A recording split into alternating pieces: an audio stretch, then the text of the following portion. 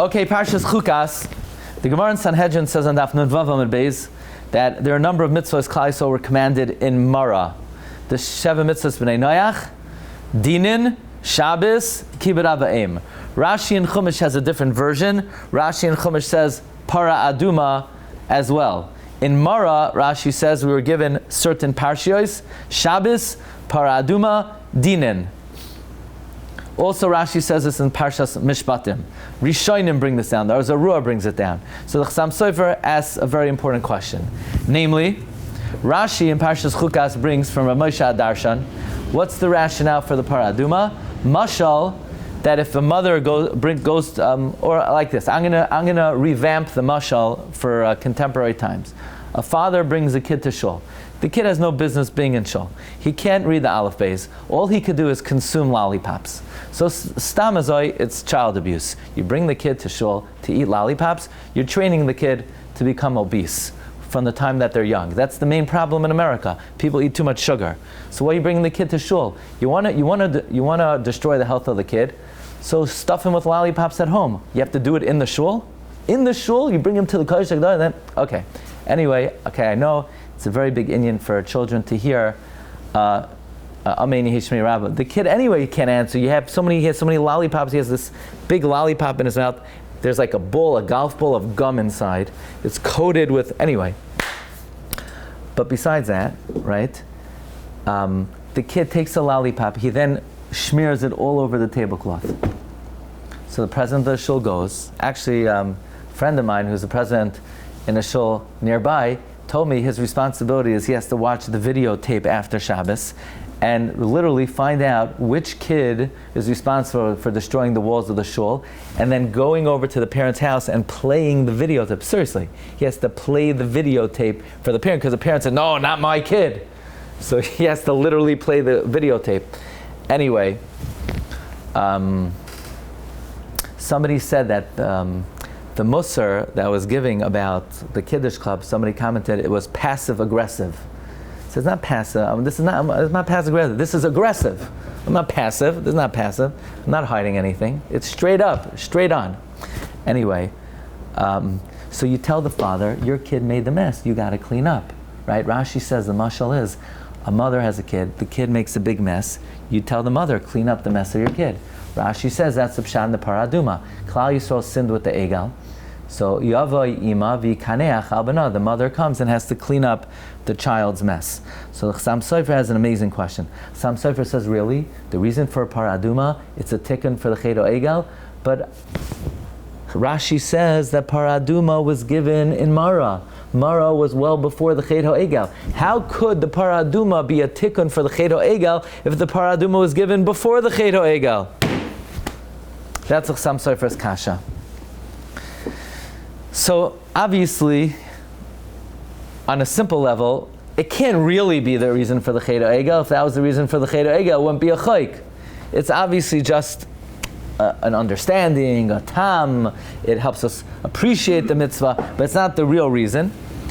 In the Sefer Chavatzel Sashon, he brings that it could be the Shagis Aryeh in Masechta Yuma and Daf Beis in Gvuras Ari. He brings that there were many parais. There was the parah that Moshe Rabbeinu made, and then there were another 9 parais in history.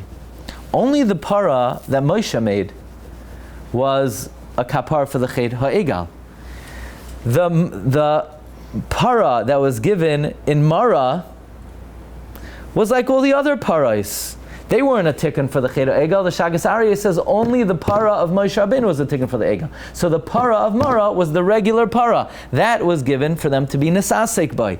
But the Parah of Moshe, which was La'achar Matan Torah, that was a tikkun for the Chet HaEgal. Okay, next kasha, the Chassam Sofer. The Gemara in Shabbos, Daf Pei Gimel and Beis says, we know in the context of the Parah Adumah, the pasuk says, "Zais hatayra adam ki amos ba'ayel." This is the law of somebody who dies in the tent. Amar Reish Lakish, Ein divrei Torah miskaimin ela b'mi shamei misatzmai aleh. Torah is only fulfilled in someone who kills themselves over it. Shenemar zois haTorah adam kiyamus ba'ohel. The Rambam codifies divrei Torah is not sustained in someone who slackens off. Not if you're gonna, you could, if your learning consists of putting your feet up, sipping lemonade, and having someone fan you and feed you grapes at the same time, that's not a learning that will be sustained. Obviously, a person has to rest. So if while you rest, you're also learning, great. But your learning has to be done in a way where you apply yourself. Anyway, the Chassam Sofer's kasha is, what in the world does this have to do with the Parah Adumah? Why in the context of a person who died? Right? We're talking about somebody who died in a tent. And we're talking about someone who touches him or contracts tumas oihel. Why in that context does the Torah choose to allude to us about that we have to learn Torah in a way where we apply ourselves, we, so to speak, are willing to limit our intake of pleasure and sleep? Why is it taught dafka in this context? So the Chassam Sofer says that in Masechta Yadayim, the people complained on the teaching of Chazal. Chazal say that if you touch a scroll, it makes your hands tameh. But if you touch secular books, they're not metameh yadayim. That's counterintuitive.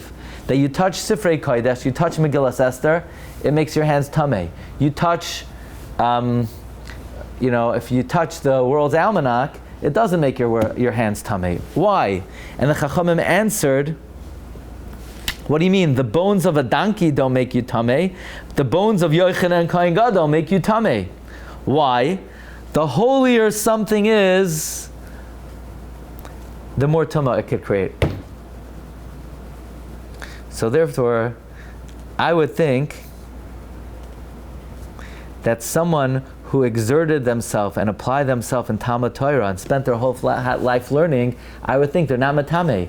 Yes, this is the Parsha of Parah Adumah. Yes, somebody dies, they make someone tameh. But maybe a Talmud Chacham who spent his whole life learning Torah is not metameh. So the pasuk says, no, just the opposite. Even Adam kiyamus ba'ohel, even somebody who applies himself their whole life to Talmud Torah, even they are metameh. Adarabah, they're metameh more. That's why in the context of Tumas Meis, we have this teaching of Reish Lakish, Ein Divrei Torah, Miskaimim, El B'mi Shamei Misatzmai Aleha. Okay, now this is very interesting. Targum Yonasan ben Uziel says, regarding the Parah Adumah, because the Gemara discusses in Chulin, how do we know we follow a roiv? What's the source we follow a roiv? The fact that we take Achrei Rabbim Lahatais. But maybe that's only if you have what we call Ruba de Isa Kaman. Meaning, you have 20 judges say innocent, 3 guilty, so we have all the numbers in front of us, we follow roiv. How do you know you follow roiv? By lessa kaman, meaning statistical roivs. So Gemara says, well, the fact we take a Parah Adumah, and we don't know it's not a treifa. How do we know it's not a treifa? Maybe we can't see the lungs, right? You can't open it up before. So the fact that we could use a Parah Adumah, that shows we follow a roiv. However, if you look in Targum Yonasan ben Uziel, he says something out of this world. He says on the pasuk, "V'shachad oisa lefanav," you shech the Parah Adumah before Elazar HaKohen. Says Targum, "Yachos yasei kadmoi betrein simana." V'yivdekine b'yurches treifan. You search the Parah Adumah for 18 treifos. You're going to actually be boidek and search the Parah Adumah to see if it has any of the 18 treifos. So Shalas Teshuvas Beis Yitzchak asks, what do you mean you search the Parah Adumah for 18 treifos? Don't we always follow roiv? And Elamai, this is the source that we follow roiv. And how in the world are you going to check it? The only way to check it is to open it up. If you open it up, it's done. It can't be a kosher Parah Adumah anymore. You have to burn it shlema. You have to burn the Parah Adumah Shlema. So what in the world does Targum Yonasan ben Uziel say? You check the Parah Adumah, but Yud Ches Treifos. You can't check it. You have to burn it whole. So the Beis Yitzchak brings, many years we actually gave a share just on this. Tosfos in Shabbos, Chaf Beis Amud Beis says that the Amud Ha'anan illuminated for Klal Yisrael for 40 years. That it was able, the Amud Ha'anan would shine on a barrel and you could see what was inside. You have these guys, they make these Purim videos. They're drinking. They're not drinking, it's apple juice. But how are you supposed to know, right? You can't see what's in. So in the Midbar, the Amud Anan shone on the barrel and you could see what's inside. Basically it had X-ray vision. It could see, it scanned. So by the Parah, so the Beis Yitzchak brings the Parah Rishayna in the times of Moshe Rabbeinu, they checked it with the Amud Anan. So they didn't have to open it up.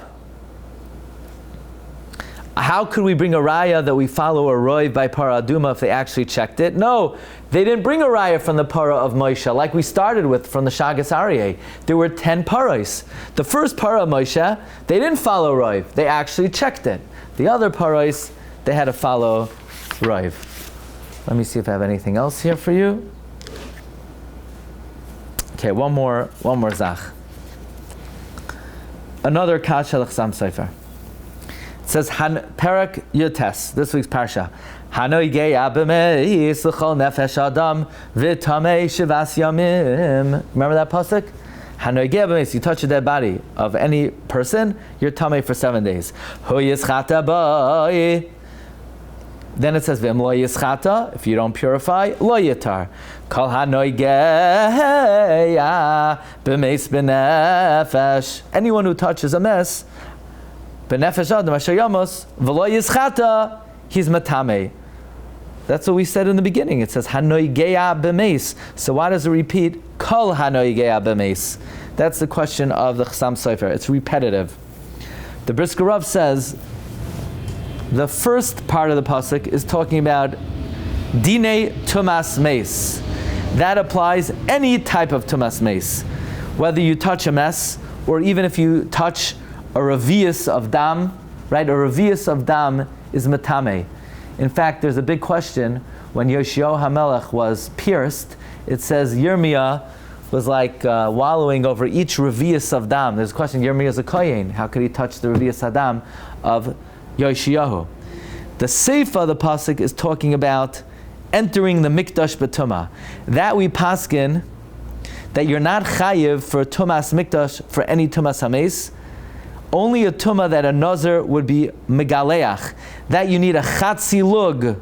So therefore it says, Kol hanoi geya b'meis, dafka b'tamei b'noga b'tumah sha'nazir megaleach alav. So the first tumah is tumas meis in general. Anyone who comes into any contact with a mace is tamei for 7 days.